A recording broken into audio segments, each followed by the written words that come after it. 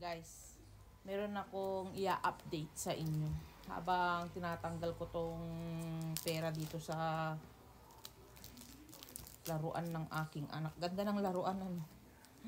Alam nyo ba, ang mahal-mahal na dito sa Pilipinas. Mahal na lahat ng mga bilihin. Yung 1 kilo ng sili, guys, it's worth 500 pesos na. 1 kilo ng sili. Yung baboy ngayon, nasa 300 plus na, guys, yung 1 kilo. At ang manok, ang presyo, 280 ang 1 kilo ng manok. So, kayo guys na nagpapadala ng pera dito sa Pilipinas, huwag na kayong magtaka kung nauubos agad, guys, yung pinapadala nyong pera. Ganun pala, guys. Sobrang mahal na dito. Ang 25 kg na rice, guys, ang jasmine, masarap yung jasmine na rice, ha. Ang price is nasa 800 pesos. Pero kung mahal sa, may mga mahal na tindahan, guys, binibenta nila ng 850 o kaya naman 900, guys, yung jasmine na 25 kg na kilos. So, wag na kayong magtaka talaga kung yung pera na pinapadala nyo is nauubos agad-agad. Sobrang mahal na. Tapos, alam nyo yung mga chicherya, like Nova, ganun, 16 pesos. Okay? Yung Sito na maliit, nasa 15 pesos. Ganun, guys, kamahal. Yung tubig na maliit na ganyan, yung sobrang liit lang, 25 pesos. So, kung hihingi ng baon ng inyong anak, guys, kung hihingi sila ng 100 pesos, syempre sa atin, guys, yung generation natin, sasabihin natin, 100 pesos yung baon ko dati, 5 pesos lang. Ngayon, wala nang mabibili yung 5 pesos nyo. Ang nabibili ng 5 pesos, isang candy. Isang candy na lang yung nabibili. So, grabe. Yung 100 pesos na baon ng inyong anak, feeling ko, para sa akin, sakto lang yun. Hindi pa kasali yun yung lunch niya. Pang merienda lang yun, guys. Kasi syempre, sa school pa naman, ang mahal-mahal ng mga bilihin dun, guys. Lalo na yung mga private school. Sobrang mahal ng mga bilihin dun. Yan, na-update ko lang kayo, guys, kasi para alam nyo, wag nyong awayin yung mga pinapadalhan nyo dito sa Pilipinas. Bakit ang bilis-bilis maubos yung kanilang, yung inyong pinapadalang pera? Kasi ganun talaga kamahal ang bilihin dito. Maubos agad-agad. Kaya kung kayo na nandyan sa ibang bansa at nagsasahod lang ng, let's say, Singapore, kung helper kayo, magsasahod lang kayo ng $600. Nako, it's time for you to find another job kasi ang minimum na ngayon ng sahod dyan sa Singapore ng helper, guys, 800 na. Yung iba ga, nagsasahod na ng 1,000.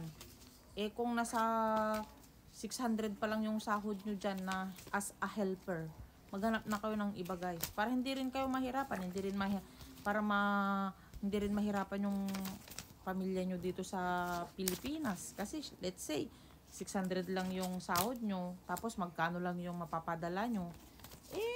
Naghihirap na kayo dyan sa ibang bansa, naghihirap din yung pamilya nyo dito sa Pilipinas. Kaya kung ako sa inyo, maghanap na kayo ng mas magandang sahod.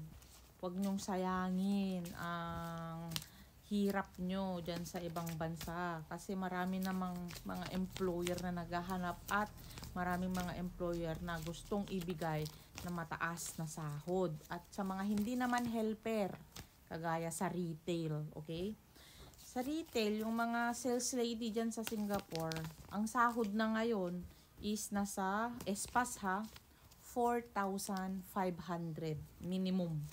Kung kayo, nagsasahod lang kayo ng 3,000, naku, mag-isip-isip na kayo, mag-apply na rin kayo sa iba. Maghanap-hanap na kayo. Hindi yung kailangan magtiis-tiis lang kayo. Maghanap na kayo ng ibang trabaho. Marami namang trabaho dyan na nagpapasahod ng malaki. Marami, maghanap lang kayo. Magtiyaga lang kayo na maghanap. Para naman at least guminhawa yung buhay nyo, makakapag-save kayo. At the same time, yung papadalhan nyo dito sa Pilipinas, giginhawa din yung buhay nila kung makakapaghanap kayo ng mas magandang trabaho, mas magandang sahod dyan sa abroad. Okay? Payo ko lang to. So guys, yun lang. Para naman magising kayo guys kung ano nang nangyayari dito sa Pilipinas. Kasi based sa gastos ko dito sa Pilipinas guys, magpapagawa ka lang ng sasakyan. Gaya kahapon, nagpagawa ko ng sasakyan kahapon. Yung EGR ng sasakyan, na-damage na ako ng 15,000. Yung change oil naman, na-damage ako ng 6,000. So, ganun siya gastos dito sa Pilipinas. At ano pa ba yung mga kuryente, tubig. Yung tubig dito guys, yung binabayaran ko buwan-buwan, minimum 400. Tapos yung kuryente naman, naka-aircon kami guys, is nasa 2,700. Pero kung tatlo lang kayo sa bahay, ang babayaran lang sa kuryente guys is nasa 1,200. Ganon yung kuryente. Pero kung matipid-tipid kayo, kung electric fan lang yung gamit nyo. Jess, magkano yung bayad ng kuryente nyo doon sa inyo? Kung electric fan lang? Magkano yung binabayaran yung kuryente? Doon sa inyo, kung electric fan lang? 500? 400, 500 ang bayad sa kuryente guys. Kung electric fan, TV, yon, kuryente na monthly 400 to 500 lang. Pero kung meron kayong mga aircon ganon, minimum nasa 1,200 ganon guys. Nasa pagtitipid yan. Kami hindi naman kami masyadong nag-aircon sa gabi lang at saka sa tanghali kung sobrang mainit. Kaya yung kuryente namin 2,700. Tapos yung tubig namin nasa 400. Ganon guys.